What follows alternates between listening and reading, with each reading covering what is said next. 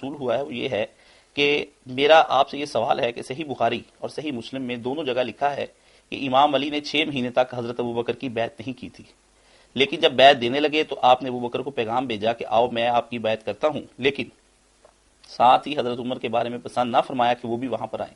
آخر اس کی کیا وجہ ہے کہ حضرت علی نے ایک اہم موقع پر حضرت عمر کو بلانے سے روک دیا؟ بسم اللہ الرحمن الرحیم۔ کچھ تعطل کے بعد الحمدللہ دوبارہ یہ پروگرام شروع ہو رہا۔ اللہ تعالیٰ ہمیں توفیق دے کہ ہم آپ کے سوالوں کے جواب دیتے رہیں۔ اللہ ہمیں حق کہنے کی توفیق دے اور ہمارے اور آپ کے سینوں میں اللہ تعالیٰ حق کے لیے جگہ پیدا کرے اور امت کی وحدت کا سامان کرے۔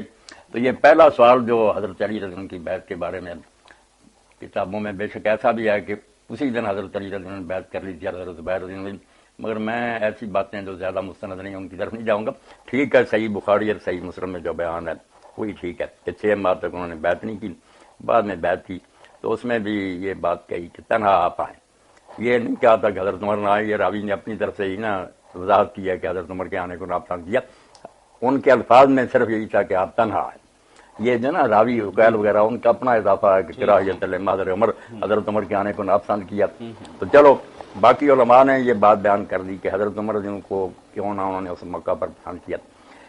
طبیعتیں مختلف ہیں۔ حضرت ابوبکر رضی اللہ عنہ کی طبیعت رسول اللہ صلی اللہ علیہ وسلم کے اپنے فرمان کے مطابق ابراہیم علیہ السلام کی طرح تھی، نرم۔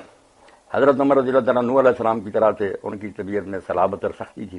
اسی وجہ سے استعفیٰ کے موقع پر بھی حضرت عمر رضی اللہ عنہ نے ایک تقریر تیار کی تھی انصار کے سامنے کرنے کے لیے، مگر اگر وہ تقریر کر دیتے تو سارا کام خراب ہو جاتا۔ انہوں نے جذباتی اور جوشیلی باتیں کہنی تھی، آگ بھڑکو تھی، حضرت ابوبکر رضی اللہ عنہ نے بالکل روک دیا اور آپ ایسی باتیں کی جیسے انصار جو ہے نا بالکل ٹھنڈے ہو گئے، ان کی خدمات کا اعتراف کیا، ان کی فضیلت کو مانا کہ ہر لحاظ سے تم خلافت کیا لو، مگر عرب میں ابھی تک قبائلی نظام ہے، قریش کے علاوہ دوسروں کی خلافت لوگ قبول نہیں کریں گے۔ اس بات کو انصار نے قبول کیا، بڑی ٹھوس بات تھی۔ حضرت عمر رضی اللہ عنہ کے بارے میں آتا ہے کہ اگر وہ اپنا خطبہ سناتے تو کام خراب ہوتا۔ انہوں نے کہا میں نے جو کچھ سوچ رہا میں نے بعد میں سوچا کہ ابوبکر رضی اللہ عنہ کی باتیں ٹھیک۔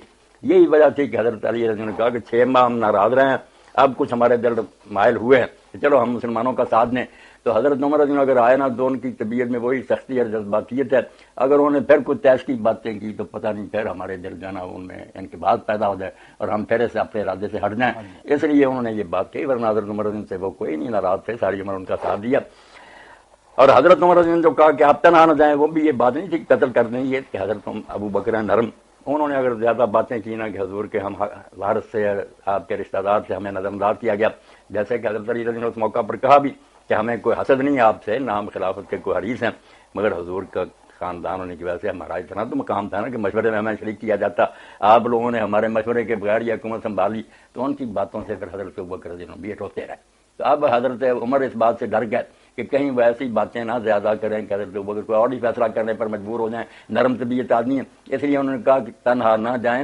حضرت ابوبکر نے کہا نہیں، ان سے کوئی ایسا اندیشہ نہیں، نہ وہ میری توہین کریں گے، نہ کوئی زیادہ ناجائز مطالبہ کریں گے، بات اتنی۔ حضرت عمر کی سختی کی وجہ سے انہوں نے کہا کہ بات یار کچھ طے ہونے لگی ہے، اگر پھر آ گئے اور جوشیلی باتیں کی تو پتہ نہیں پھر معاملہ بگڑ جائے۔ یہ سارا فتح الباری نبوی ابی جتنے شارحین ہیں انہوں نے کھول کر یہ سب کچھ بیان کر دیا۔